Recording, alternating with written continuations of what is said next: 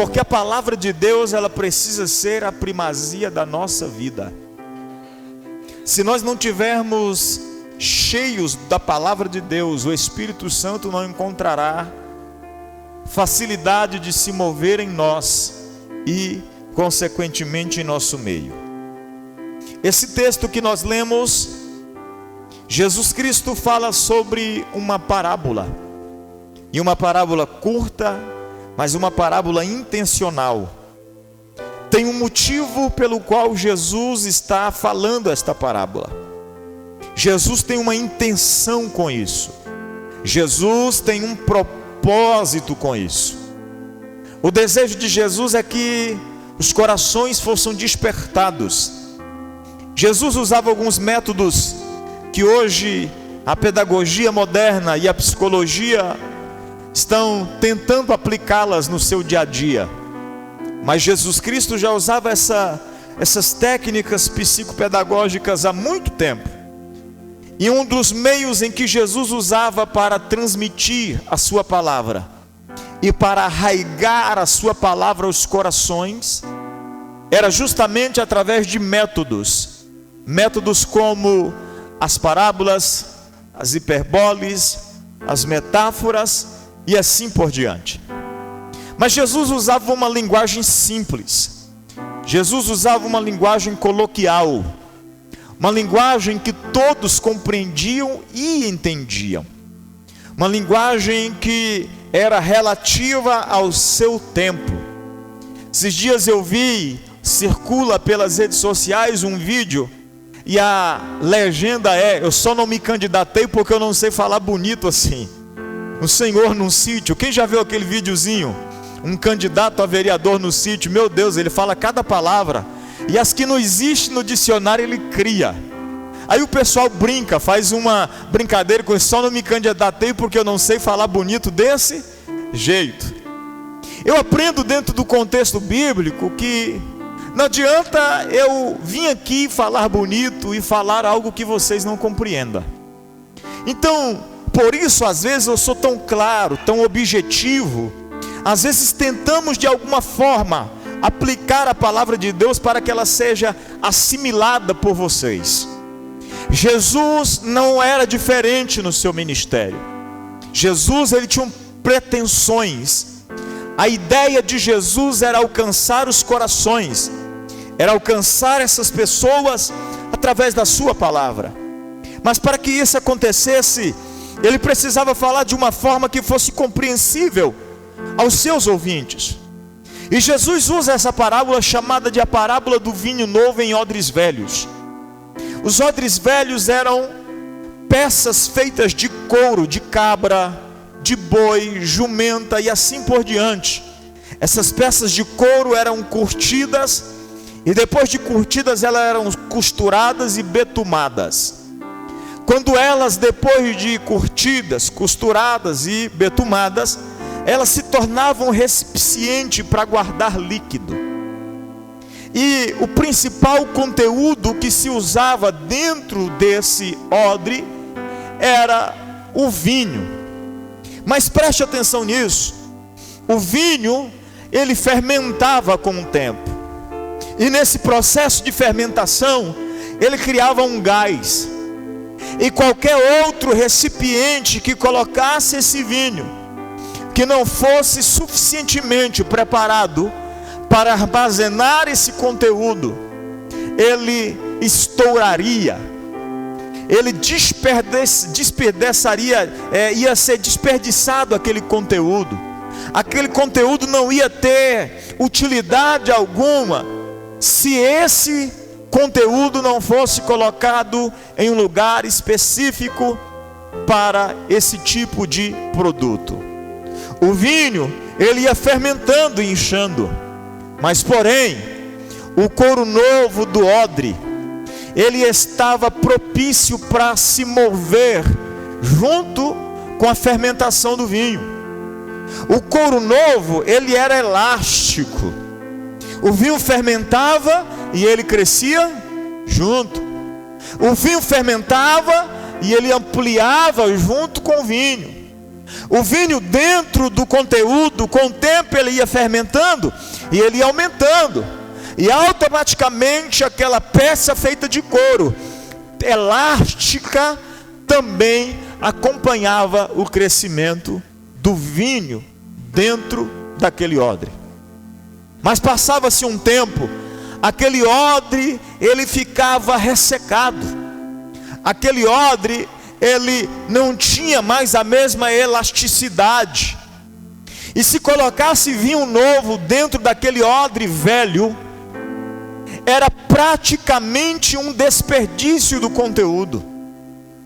Um bom vinhocultor sabia que era impossível colocar vinho novo dentro do odre velho, porque se ele fizesse isso, automaticamente o odre não ia suportar a evolução do vinho, e ele ia se romper, ele ia se rasgar, e o desperdício do vinho seria algo eminente. Jesus Cristo é questionado, interrogado acerca do jejum. Os discípulos de João vieram perguntar-lhe: por que nós e os fariseus jejuamos, mas os teus discípulos não? E Jesus respondeu: como podem os convidados do noivo ficar de luto enquanto o noivo está com ele? Virão dias quando o noivo lhe será tirado, então jejuarão. Aí ele entra com essa pequena parábola, mas uma parábola intencional. Ele diz assim, ó: ninguém põe remendo de pano novo em roupa velha. Preste atenção, pois o remendo forçará a roupa, rompendo e deixando o rasgo ainda maior. Verso 17 diz: e nem se põe vinho novo em odre velho, porque se o fizer, o odre rasgará, rebentará, e o vinho se derramará, e o odre se estragará. Jesus está falando sobre a mentalidade judaica. Os judeus, olhe bem, os judeus, a Bíblia Sagrada diz que eles criam e eles acreditavam que, preste atenção nisso, que quando alguém jejuasse, estava cumprindo um ritual. E quando esse ritual era cumprido, eles se sentiam magnânimos, eles se sentiam cheios, eles se sentiam autossuficientes, porque eu jejuei essa semana 2 vezes, 3 vezes. Mas os discípulos de Jesus não jejuam. E quando os discípulos de Jesus não jejuam, os discípulos de João vêm até Jesus para confrontar Jesus e dizer: por que os seus discípulos não jejuam? E Jesus diz: como podem o amigo do noivo, os amigos do noivo ficar em luto enquanto o noivo ainda está na festa? Jesus está querendo quebrar o paradigma de um pensamento judaico. Jesus está tentando quebrar o paradigma de um pensamento religioso, porque acreditava-se que quanto mais jejuava, mais santo; quanto mais jejuava, mais crente; quanto mais jejuava, mais poder. Acreditava-se. Hoje não existe mais isso, né? Nós vamos colocar vinho novo em odres novo aqui nessa noite. Eu falei a semana passada sobre a graça, e eu disse que se nós não entendermos que a graça de Deus é suficiente, nada do que nós fizermos não terá valor algum. Pastor, eu posso jejuar muito? Jejue todos os dias se você quiser. Pastor, eu posso orar muitas horas por dia? Ore o máximo que você puder. Mas se você não entender que foi a graça que te favoreceu, que te trouxe até onde você está, o seu jejum e a sua oração será inválida. O que Jesus está dizendo para esses homens é isso: é inválido o pensamento de vocês, porque vocês pensam que o jejum de vocês, que a oração de vocês, tornam vocês especiais. Mas preste atenção, Jesus olha e diz assim, ó: mas eu não vou tentar explicar isso para vocês. Eu imagino que um ponto de interrogação fica no ar. Porque Jesus não vai explicar isso para eles? Porque ele diz: é impossível colocar vinho, me ajude, vinho em odres, ou colocar remendo de pano novo em panos, porque tanto um como o outro vai se romper. Quando Deus, na sua onisciência, estabelece algum dos seus princípios, algumas das suas vontades sobre a nossa vida, Ele tem um propósito: entender que nós somos dependentes dEle.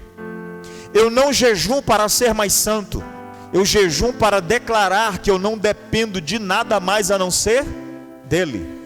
Eu não oro porque eu sou mais santo, eu oro porque eu entendo que a minha intimidade, o meu relacionamento com Deus me fará crescer.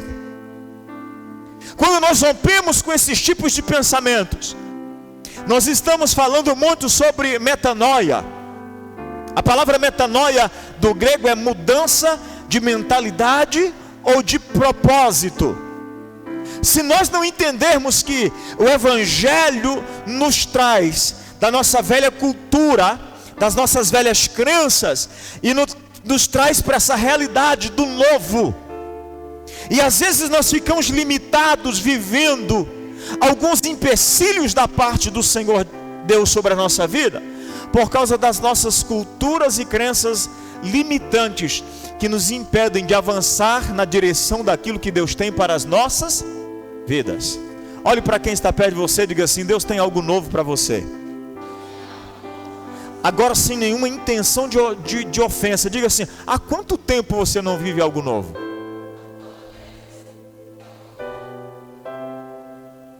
Não pergunte de novo, só para estimular a consciência dele. Diga assim: ó, há quanto tempo você não vive algo novo? O novo de Deus não está relacionado a congressos. O novo de Deus não está relacionado a conferências proféticas. Porque nós temos uma tendência de achar que coisas novas começam quando algo grandioso acontece. E olhe para mim para você entender: toda vez que Deus começava algo novo na vida de alguém, Ele começava por pequenas coisas. Toda vez que Deus quer começar algo novo na nossa vida, Ele começa por pequenas. Então eu vou te mostrar nesta noite algumas dessas pequenas coisas que podem acontecer na nossa vida, para que nós vivamos o novo de Deus sobre as nossas vidas. Olha para mim assim e repita, por favor: uma mentalidade transformada, uma mentalidade mudada, é uma mentalidade aberta para o novo de Deus. Segura aí que eu vou falar. Algumas das limitações que exercem sobre a nossa vida um poder muito grande e que nos impede de viver o novo de Deus, são praticamente todas elas relativas a nós mesmos e nunca ao próximo. Eu falei durante essa semana nas nossas lives sobre metanoia, mudança de mentalidade, e eu bati muito em cima da tecla e falei sobre os mecanismos de defesas psicológicos. Vocês lembram? Os irmãos que estiveram online conosco, eu falei ontem sobre 9 mecanismos de defesa. São 15 já catalogados hoje pela psicologia, mas eu falei na sexta-feira sobre 9 mecanismos de defesa. Mecanismos de defesas que agem inconscientemente. Por isso que tem gente que enquanto eu estou pregando aí está fazendo cara feia sentado aí. Ele nem sabe. O inconsciente dele está mandando uma informação para o consciente dele: se protege, não aceita não. São mecanismos de defesas que impedem o indivíduo de viver uma transformação de Deus. Repito, a maioria dos impedimentos para a ação de Deus, Pedro, sobre a nossa vida, está totalmente ligada ao nosso eu e nunca ao nosso irmão. Só que perceba uma coisa: você nunca vai ver alguém saindo da igreja. Você nunca vai ver um revoltado falando que ele saiu da igreja por culpa dele. O culpado é sempre alguém. Por quê, pastor? Preste atenção nisso. Esse mecanismo de defesa é um dos mais ineficientes de todo. É chamado de negação. Preste atenção. O que é a negação, pastor? A negação é uma reação inconsciente que nos faz evitar um constrangimento emocional. Vou te dar um exemplo. Quando Deus se manifesta no jardim do Éden, no capítulo 3 de Gênesis, a Bíblia diz que Deus chega e diz assim: Adão, como era de costume. E Adão grita: Senhor, estou aqui escondido. Mas que foi, Adão? Senhor, nós estamos nu. E Deus automaticamente já diz: Adão, vocês comeram do fruto do conhecimento do bem e do mal? Ele diz: comemos, Senhor. Só que a culpa não foi? Foi de quem? Não. Pior é que ele joga na cara de Deus que a culpa é de Deus. É porque nós nunca lemos o texto na essência. O texto diz assim, ó: a culpa não é minha, a culpa é da mulher que o Senhor... O cara é audacioso, irmão. Isso se chama negar. Sabe por quê? Porque ele está se protegendo emocionalmente. Porque antes de Deus estabelecer o governo do jardim na mão de Adão, Deus diz para Adão: Adão, não comerá do fruto do conhecimento do bem e do mal, porque se vocês comer, certamente vocês morrer. Diga comigo: negação. O maior empecilho para a ação de Deus sobre a minha vida. Porque muitas vezes nós negamos inconscientemente. Inconscientemente, quando nós negamos, nós estamos nos protegendo emocionalmente por causa da possibilidade do castigo ou da disciplina. Quem gosta de ser castigado aqui? Quem gosta de ser disciplinado? Só Lolô. Vou perguntar de novo: quem gosta de ser disciplinado aqui? Quem gosta de ser corrigido? Mas olhe para mim, um pai que ama, corrige o filho. É por isso que Deus constantemente irá fazer isso conosco. Porque o interesse de Deus é que nós sejamos aperfeiçoados para o dia da redenção.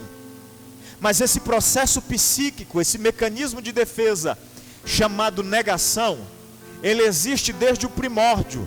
Adão pratica isso. E preste atenção, que é tão inconsciente, Silvana, que quando Eva é questionada por Deus: Eva, por que você fez isso? Ela diz: a culpa é da serpente que o Senhor criou. Diga comigo assim: enquanto não aprendermos a assumirmos responsabilidades pelos nossos erros e nossas falhas, nunca viveremos algo novo da parte de Deus. Por mais doloroso que seja, eu quero que você ouça nesta noite, porque eu vou te apresentar 5 pelo menos tipos de pessoas que nós precisamos deixar descer para que possamos viver o novo de Deus. Primeiro, nós precisamos deixar de ser pessoas pessimistas. Pessimistas não vivem algo novo nunca. Repito, pessimistas não vivem algo novo, porque para ele nada vai dar, nada vai melhor, o país só vai cada vez de mal a, essa igreja não vai crescer. Você viu que vocês entraram no automático rapidinho? O pessimismo, ele produz indivíduos que não conseguem viver o novo de Deus. Uma pessoa pessimista olha para a vida com as lentes escuras. Ele só enxerga problemas, só vê dificuldades, só conversa sobre tragédia, só olha para a vida pelo lado mais sombrio. Se você sentar com um pessimista, a primeira conversa dele vai ser: está vendo como é que está indo a economia do país? Eu vi muita gente durante essa pandemia sem viver nenhum tipo de crise, porque a maioria de nós não passamos crise nenhuma. Mas quando nos encontrávamos, a primeira coisa: você viu que crise?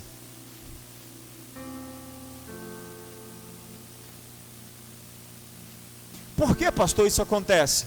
Porque o nosso inconsciente grava informações negativas, e essas informações negativas costumam ser respostas imediatas para situações.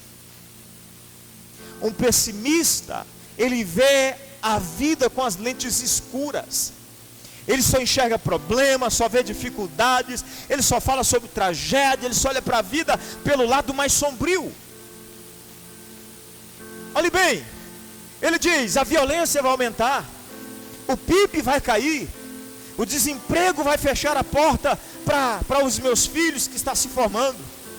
Eu não vou conseguir passar naquele vestibular, eu não vou conseguir passar naquele concurso, eu não vou conseguir fechar as minhas contas, eu não vou conseguir mais uma vez realizar os meus sonhos. Pessoas pessimistas estão constantemente negando a possibilidade de viver algo novo de Deus. Olha para mim, para você entender. Um grupo de pessimistas foi lá para a Babilônia, e quando eles chegaram na Babilônia, eles começaram a dizer: vamos fazer nada aqui não, estamos em terra alheia, estamos aqui sendo escravos, nós vamos ficar 70 anos aqui. Aí de repente Deus levanta o profeta Jeremias e diz: ah, se vocês soubessem o pensamento que eu tenho a respeito de vocês, pensamentos de paz e não de mal. Aí ele diz assim: construam casas, casem seus filhos, tenham netos, plantem jardins. Pessoas pessimistas cruzam o braço e ficam dizendo: no tempo de Deus tudo vai dar.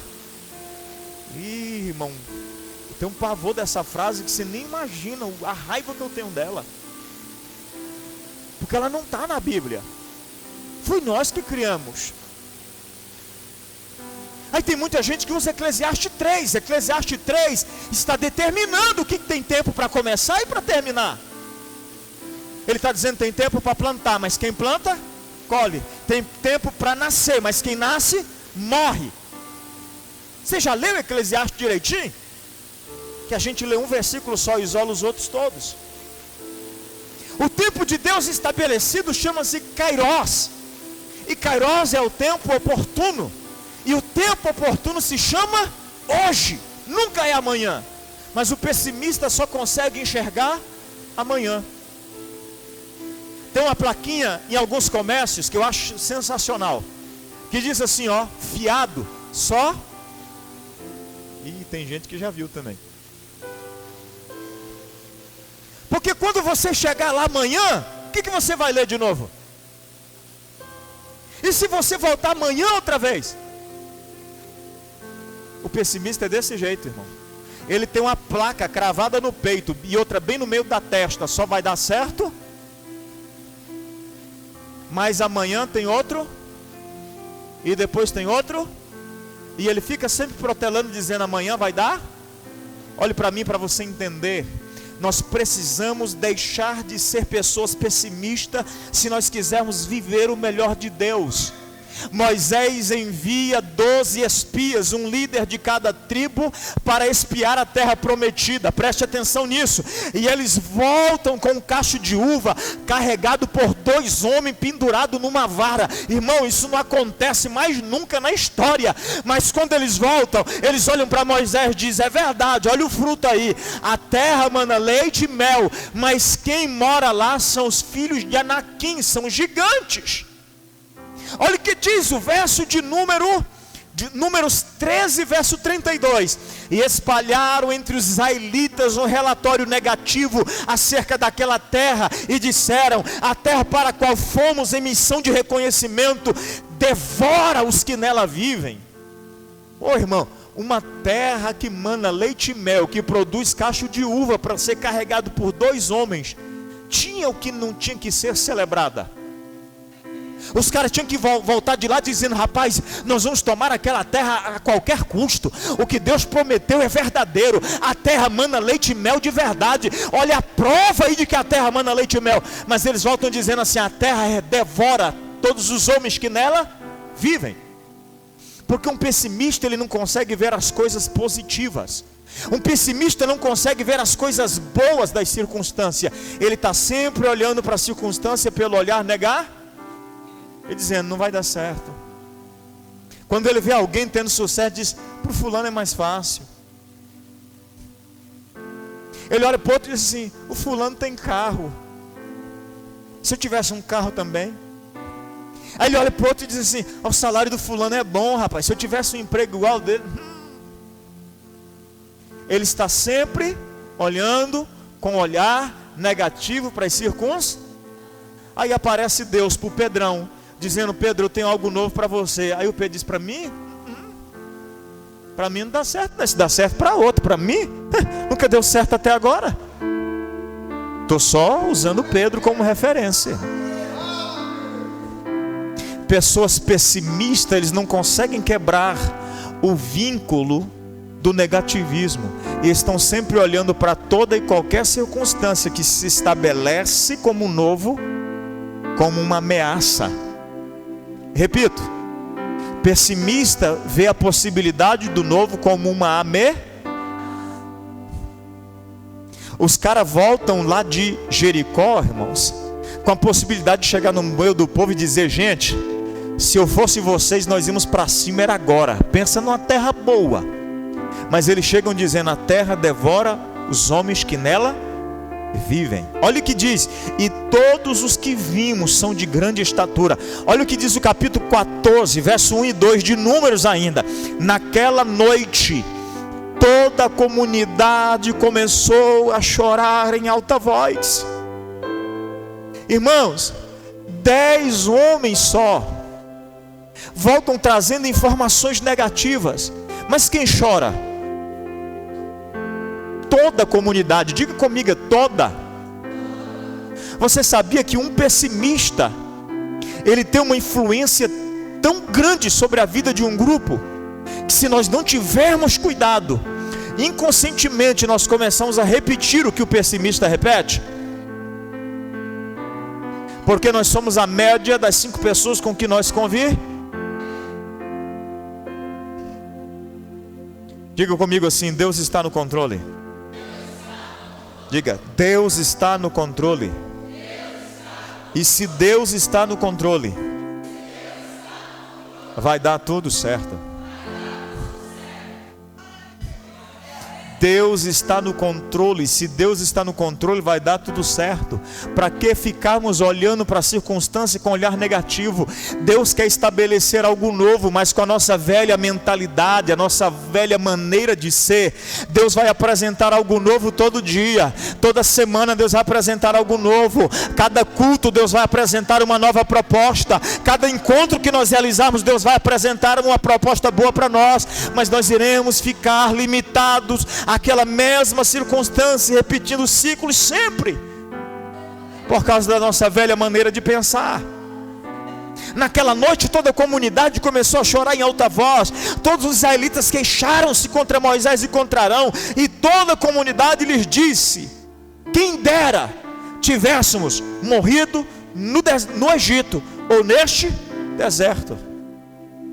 Os caras estão diante de uma possibilidade de viver algo novo de Deus. Os caras estão diante da possibilidade de viver algo extraordinário de Deus. Mas sabe o que eles estão pensando? Se nós estivéssemos no Egito, tivesse morrido lá, tinha sido? Aqui não tem ninguém não, né? Pensa não?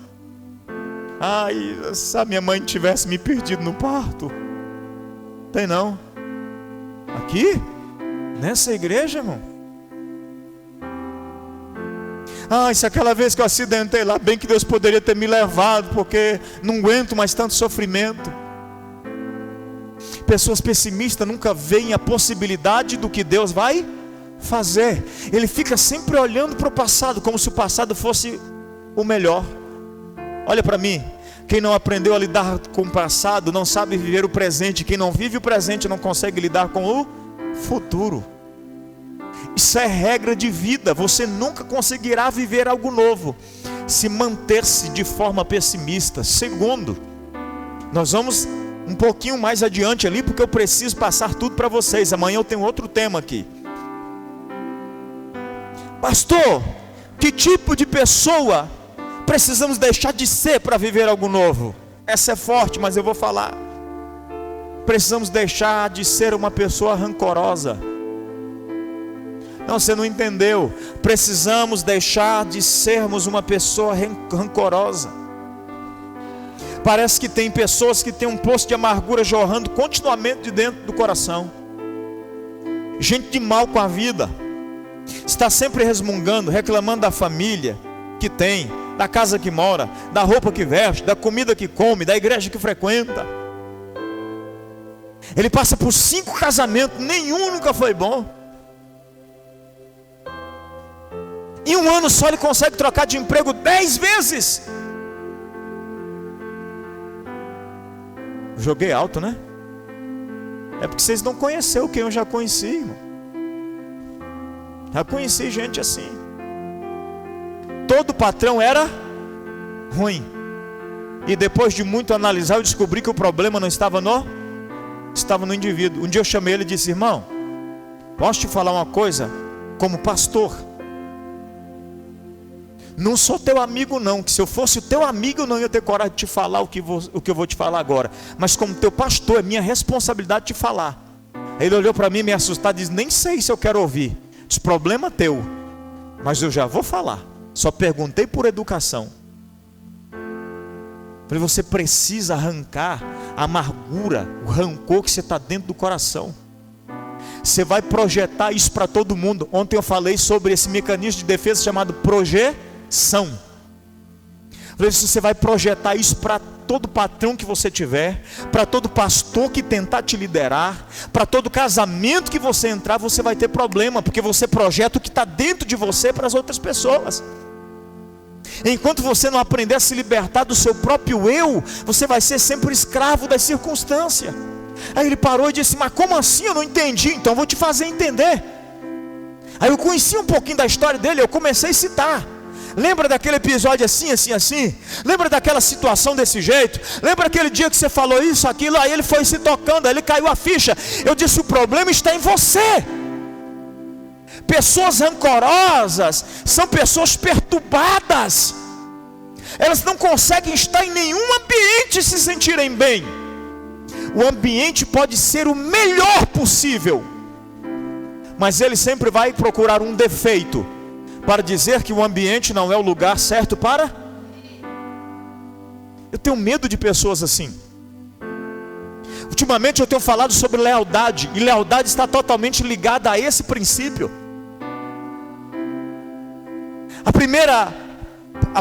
A primeira primazia da lealdade é o amor a Deus. Eu amo a Deus independente do que Ele fez ou faz sobre a minha vida. Aí eu me amo da forma que Deus me fez e respeito isso. E depois eu consigo amar o próximo. Eu vou falar sobre isso aqui, sobre os 3 amores. Aí tem pessoas que ele não consegue lidar consigo mesmo, porque ele está entulhado de rancor. Olha o que diz Hebreus 12:15.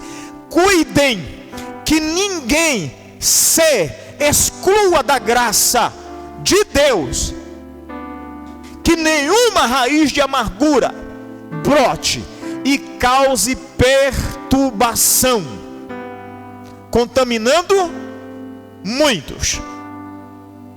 Olha para quem está perto de você e diga assim: e o problema? Que não sou eu apenas o prejudicado. Porque esposos rancorosos criam esposas. Pais rancorosos criam filhos.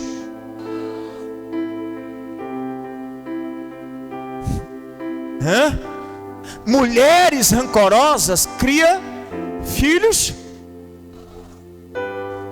Porque ela está constantemente vomitando aquilo que ela. Um dia uma irmã chegou em mim e disse assim: pastor, não consigo entender. Eu passei a vida levando minhas filhas para a igreja. Eu ensinei elas na igreja. Irmãos, eu não vi quando eu soltei, mas depois eu já tinha começado a falar. Eu falei, agora eu tenho que terminar. E aquele dia foi sem querer mesmo. Eu disse, irmã, sabe por que suas filhas não estão na igreja? Porque elas passaram a vida inteira vendo a irmã falando mal de pastor. Ela disse, como assim, pastor? Aí eu já tinha falado, irmã. Eu olhei para ela e disse, me diga se eu estou mentindo. Ela baixou a cabeça, ficou sem graça e diz, que passei nas igrejas, né? Pois é, suas filhas estão desviadas hoje, porque elas passaram a vida vendo você falar mal de pastor, despejando rancor em cima dos filhos, todo dia. Que aquela igreja não sei o quê, porque aquele pastor não sei o quê. Sai da igreja, querido. Irmão, eu fico cheio de ódio quando eu vejo um membro de outra igreja vir falar de pastor para mim, dizer aquele pastor é ruim, aquele pastor é mau. Então o que você está fazendo lá, irmão? Você é pior do que ele?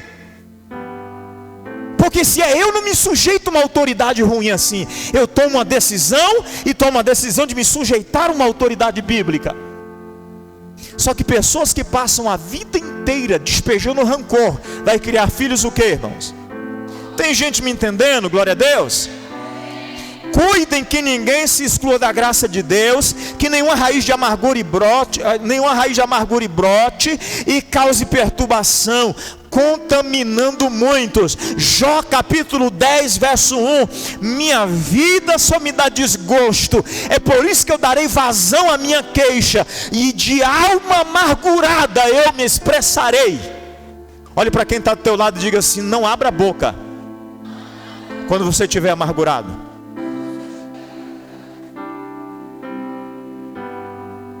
Porque além de estar intoxicado, você pode intoxicar outras. Além de estar intoxicado, você pode intoxicar outras. Mas já percebeu que uma pessoa fraca na fé, ela nunca vai procurar uma pessoa que está melhor do que ela na fé? Nunca! Eu tenho 16 anos de ministério. Não comecei ontem. 16 anos de ministério. Antes de começar meu ministério, era filho de pastor. Então estou praticamente a minha vida inteira envolvido nisso. E eu nunca vi um crente fraquejando na fé que procure alguém mais forte para dizer, me ajuda, ora por mim, caminha junto comigo, me ajuda. Aí vai para as redes sociais. Porque as redes sociais hoje virou divã. Você já percebeu? Tem gente que acha que está no consultório do psiquiatra. O Facebook amanhece de manhã cedo assim, no que você está pensando? Ele é para falar. Também que pergunta terrível, né? Se amanhece de manhã cedo, abre o Facebook, o que está pedindo? O que você está? Aí tem gente que acha que está na frente de um psicólogo ou psiquiatra. Senta no divã e abre.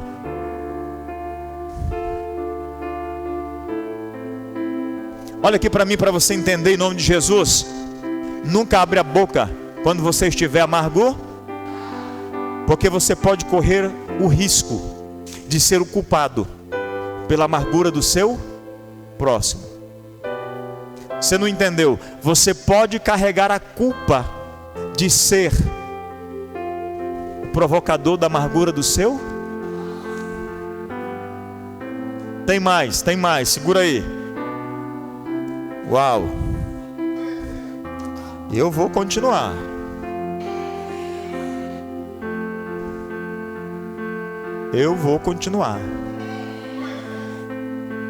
Terceiro tipo de pessoas que nós precisamos deixar de ser para viver o novo de Deus. Diga comigo, uma pessoa vitimista.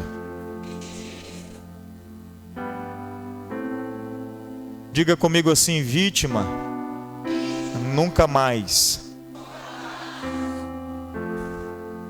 Eu preguei uma mensagem há poucos dias. Quem é você? Vítima ou protagonista da sua história? Não tem 20 dias eu preguei essa mensagem, está gravada no YouTube, lá no aplicativo. Vítima ou protagonista da sua história? Quem é você? Vítimas estão sempre olhando para as situações e transferindo a responsabilidade para as circunstâncias. A culpa foi de quem? Do meu pai. A culpa foi de quem? Da minha mãe. A culpa é do meu temperar? Não é brincadeira, irmãs. As irmãs chegaram a me olhar com o olhar.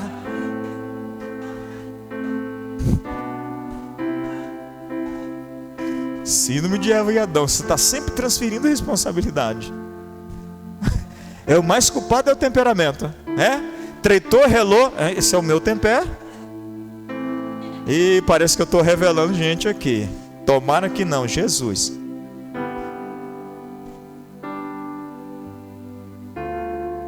Diga comigo, vítima nunca mais.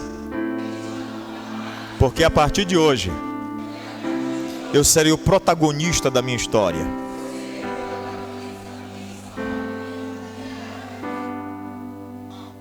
Pessoas vitimistas, elas tendem a fazer-se de vítima. E acontece quando os sentimentos são prejudicados por um acontecimento. Então, encontramos algo ou alguém para culpar e responsabilizar pelo nosso infortúnio. A falha, na verdade, foi minha. Só que eu vou evitar um alto constrangimento, me eximindo da culpa e transferindo a culpa para o Alessandro. Eu não vou mais na igreja, que o Alessandro passou perto de mim 2 vezes e não me deu a paz do Senhor. Nunca mais vou na igreja. Mas na verdade o indivíduo, irmão, já estava carregando uma desgraceira terrível na vida espiritual. Só que o fato do Alessandro ter passado 2 vezes perto dele, não ter dado a paz do Senhor para ele, ficou fácil dele transferir a culpa. Então a culpa é de quem? A culpa não é minha que me afastei da igreja. A culpa não é minha que me exilei da comunhão da igreja. A culpa não é minha que não servi na igreja local. A culpa não é minha que não participei da igreja local. A culpa é de alguém. E normalmente a culpa vai ser de alguém que está envolvido. Preste atenção, sabe por quê? Porque junto com o sentimento de vítima, existe um sentimento mordaz e mortal, chamado ciúme e inveja. Nunca um vitimista, nunca, preste atenção nisso, nunca um vitimista ele vai andar, se não for com um desses 2 sentimentos juntos. Então quando ele vê outra pessoa crescendo, e esses dias eu disse, o crescimento de alguns revela o coração. Eu disse, o crescimento de uns revela o coração. Porque quando a Nayara cresce e a Silvana entende que o crescimento da Nayara é tão bom para ela quanto para ela também, ela se alegra com o crescimento. Porque o crescimento de uns revela o coração. Mas pode ser o inverso também. Pode ser que a Nayara cresça e a Silvana diz, estou mais tempo na igreja que ela. Nunca fui vista, pastor nunca me deu oportunidade. O problema não é com o pastor, mas quem vai levar todas as porradas da vida vai ser o pastor, irmão.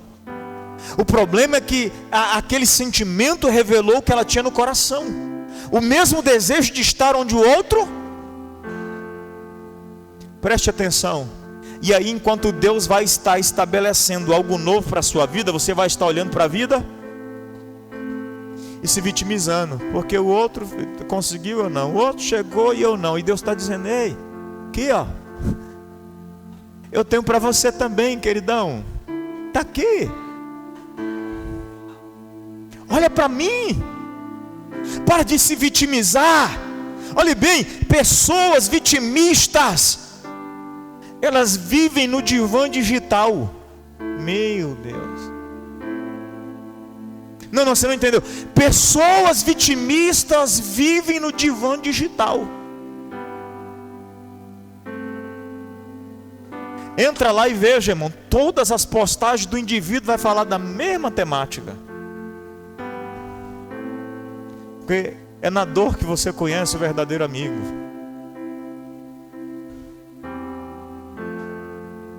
É no sofrimento que você vai selecionar quem era colega e quem era amigo. Aí você pensa, é coincidência, mas de tarde você entra lá de novo. Ajuda aí, Pedrão, com algum aí. Os vídeos de autoajuda, o Simba levando uma cajadada na cabeça do... Como é que é o nome do macaco? Nem lembro, também não. Como? Rafid. Pá, você é um leão. Ruja. Pá. Vitimistas, irmãos. Vitimistas são perigosos. Por quê, pastor? Porque eles vivem no divã digital. E o divã digital aceita tudo.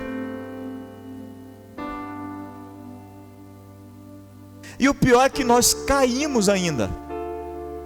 Por quê, pastor? Porque às vezes, sem saber o que está acontecendo, sem saber que o indivíduo está se vitimizando, a gente vai lá, curte, comenta. Não é? Porque de alguma forma é uma realidade para você, mas para o indivíduo é só uma ação vitimista.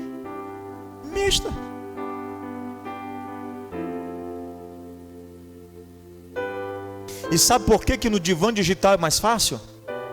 Porque lá você não vai ouvir não. Irmãos, no Facebook eles tinham que criar o dislike também. Tinha que criar. No YouTube tem. Por que no Facebook não? Aí o Pedro entra lá e curte. Aí, olha a vítima. O que ele pensa? Pedro está do meu lado. Pedro está comigo. Pedrão me entende. Já passou, certeza que ele...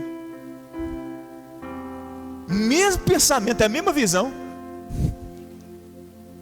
Olha aqui para você entender em nome de Jesus Cristo. E o mimimi presente tem nome e sobrenome, se chama coitadismo. Se chama vitimismo. Nunca uma geração escancarou o sentimento de pena de si mesmo como a geração atual. Repito, nunca uma geração escancarou um sentimento a respeito de si mesmo como a geração atual. Uma geração que tenta transferir para o divã digital aquilo que ele está. Meu Facebook não vai mudar só porque alguém falou mal de mim, não. Eu continuo sendo um pregador lá no Facebook do mesmo jeito. Meu Facebook não vai mudar só porque o indivíduo está falando mal da minha pessoa. Meu Facebook não vai mudar só porque alguém não concorda com o meu pensamento. Meu Facebook continua crente do mesmo e pregando a mesma que a palavra. E aí preste atenção que você nunca vai ver eu postando um post, fazendo um post sem antes colocar um texto bíblico. Porque a minha pregação não pode mudar, porque do A, do B ou do C. A minha pregação não pode mudar, porque alguém gostou ou não gostou. A minha pregação não pode mudar. Quem é que leu o post que eu fiz essa madrugada? Eu fiz um post chamado assim, olhe bem: um leão na causa de Deus precisa ser um cordeiro na sua própria causa. Não estou militando uma causa minha. E se eu não estou militando uma causa minha, por que as minhas redes sociais é um alto e baixo? Eu continuo pregando a mesma coisa. Eu continuo falando das mesmas coisas. Porque uma pessoa vitimista, preste atenção, uma pessoa vitimista, ela sempre vai olhar para a circunstância e sempre vai culpar a circunstância ou as pessoas envolvidas na circunstância. Ele raramente terá facilidade de assumir responsabilidade. Raramente ele terá a responsabilidade de assumir o papel no seu lar, na sua escola, no seu trabalho, na sua igreja. Olha o que diz lá em 1 Reis capítulo 19, verso 14. Isso é Elias, o maior profeta da história. E ele respondeu: tenho sido muito zeloso pelo Senhor Deus dos exércitos. Os israelitas rejeitaram a sua aliança, quebraram os teus altares, mataram os teus profetas à espada, e eu sou o único que sobrou, e agora também estão procurando me matar. Pessoas vitimistas, até pela causa certa, ele acaba cometendo erros. Porque Elias está achando que é único. Ele está dizendo: só eu sobrei, só eu fiquei, não tem ninguém mais igual eu. Sou tão zeloso que agora estou correndo risco de morte. E Deus diz para ele: negativo. Tem mais 7.000 joelhos comigo, vamos lá? Tem 7.000 que não se dobraram perante Baal. Olha para quem está do seu lado e diga assim: não é só você que está passando prova, não.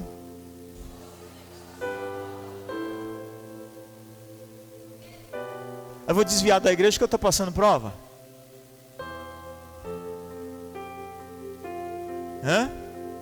Vou sair da igreja porque um irmão não me ligou para saber como é que está o tamanho da minha prova?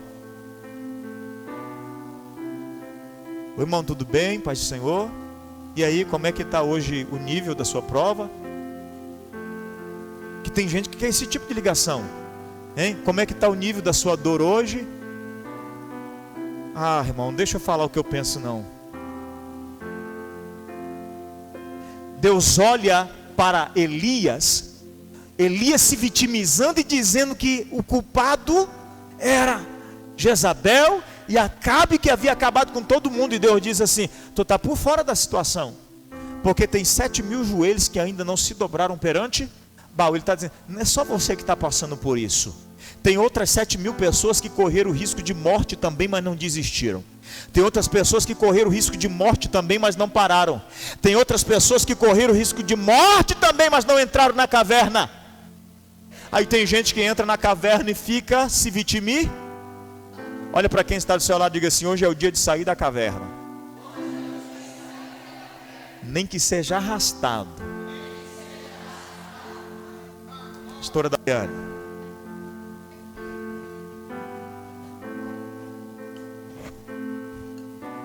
Mão do céu, não dá nem para comentar. Que aí eu falo bobeira, eu começo a falar muito. Eu tenho esse problema. Jó capítulo 10, verso de número 18 até o 20. Olha o que diz: então, por que me fizeste sair do ventre? Eu preferia ter morrido antes que pudesse ser visto. Se tão somente eu jamais tivesse existido, ou fosse levado direto do ventre para a sepultura, já estariam no fim os meus poucos dias.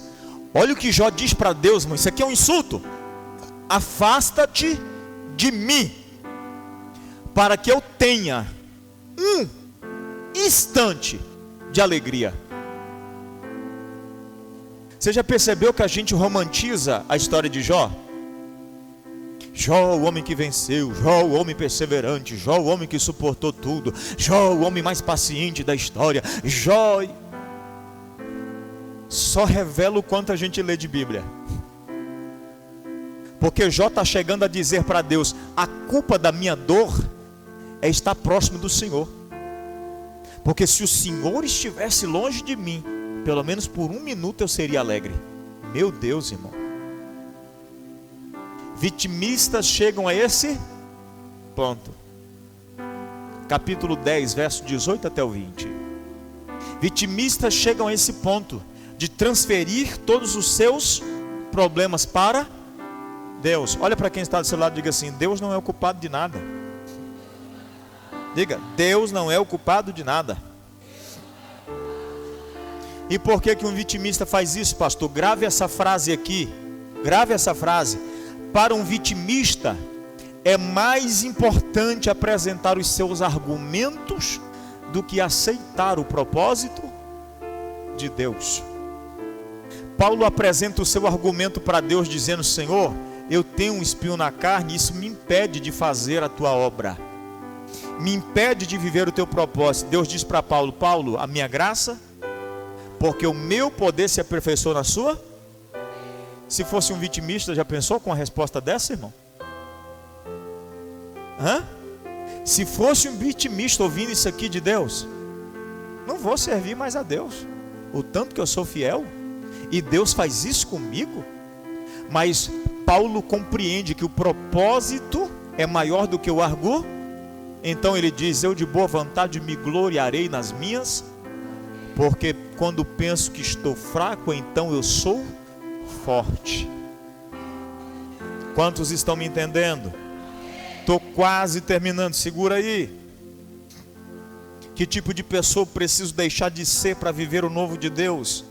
Eu preciso deixar de ser uma pessoa incrédula. Irmãos, pessoas incrédulas não são pessoas que não vêm na igreja, não. Antigamente a gente tinha esse conceito, né? Os incrédulos. Não, e tem mais incrédulo dentro da igreja do que fora, irmão.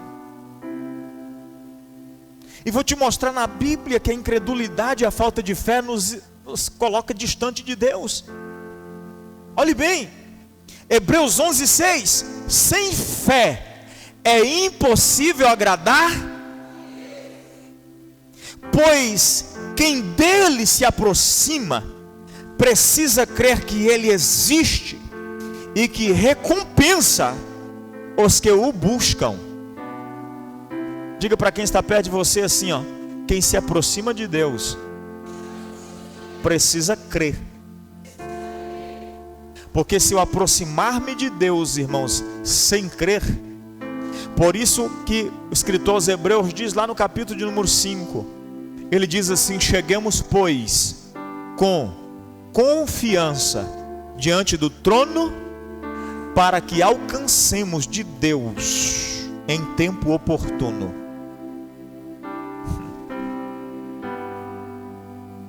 Eu recebi a oração, mas não sei não, vamos ver se Deus vai fazer mesmo. Aí o pastor diz: vem aqui na frente, irmãos, que hoje Deus vai tratar com a tua... Eu vou lá, mas só para o pastor não me chamar para ir a minha atenção, porque eu fiquei aqui no banco. Incrédulo. Tem gente dentro da igreja com a prática da incredulidade. Aí Deus está dizendo: hoje eu quero mover nessa casa. Aí olha para o lado: será? Incrédulo. A palavra incrédulo é não. Crédulo que crê, não crê. Se Deus se manifesta, ele não. Se Deus fala, ele não. Se Deus diz, ele não. Ele está sempre na prática da incredulidade. Ele dizima, ele toma santa ceia, ele vem para todo culto, mas ele continua sendo não crente. Duvida de tudo. Quer ver? Segura aí, irmãos, tem mais. Hebreus capítulo 10 e verso 38. Olhe bem: mas o justo viverá pela... Tem mais crente aqui. Mas o justo viverá pela... E se ele retroceder... Uau, irmão, meu Deus. A minha versão, a NVI, diz assim, ó: eu não me agradarei dele. Isso é Deus falando. O justo viverá pelo quê? Mas e se ele deixar de crer? Então o Senhor não se agrada? Se ele se afastar, a minha alma não tem prazer? Quantos estão me entendendo, igreja? Mesmo? Então olha para quem está do seu lado e diga assim: a sua incredulidade te afasta de Deus, enquanto a sua fé te aproxima de Deus. Quantos estão me entendendo? Diga comigo: uma pessoa incrédula não pode viver o novo de Deus. Já pensou se Jairo, quando os seus servos chegam e diz assim: Jairo, deixa o mestre quieto, sua filha morreu, não adianta ele ir lá mais. Jesus está cuidando aqui da mulher do fluxo de sangue, mas Jesus é atento, irmão. Jesus está ouvindo a conversa paralela aqui. Os caras estão dizendo: deixa Jesus aí, não precisa levar ele mais não, acabou tudo. Jesus para tudo o que está fazendo e olha para Jairo e diz assim: se creres, hoje verás a glória de Deus.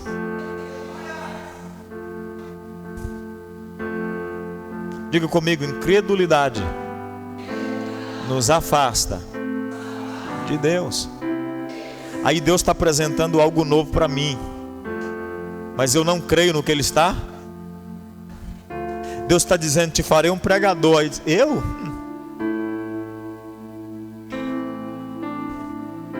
Te levarei pelas nações. Hã?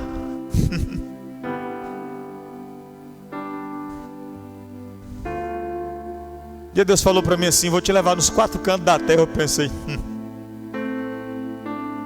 Um dia terminou um culto, eu recebi uma mensagem da Índia. Terminou o culto, recebi a mensagem da Índia: quando os cultos de vocês serão traduzidos no inglês? Eu falei: meu Deus, Mal estamos conseguindo falar português direito nas transmissões, os caras já querem transmitir em inglês. O cara diz: amei o culto de vocês aí, quando vai ser transmitido em inglês? Eu, hã? Aí eu falei: deixa eu buscar esse negócio. Índia. Terminamos um culto esses dias, lá em Santa Catarina. O rapaz me escreve e diz: pastor, Deus falou comigo demais. E eu vi que o número era diferente pelo WhatsApp. Eu falei: amém, irmão. Irmão, é de onde? Penha, Santa Catarina. Ele disse: eu já estive aí já. Ele disse: pois é, acabei de ouvir a mensagem. Fiquei 6 meses preso. Estou cumprindo, como é que chama? Semiaberto. Mas hoje, quando terminou a mensagem, eu sentei com a minha família e conversei com eles.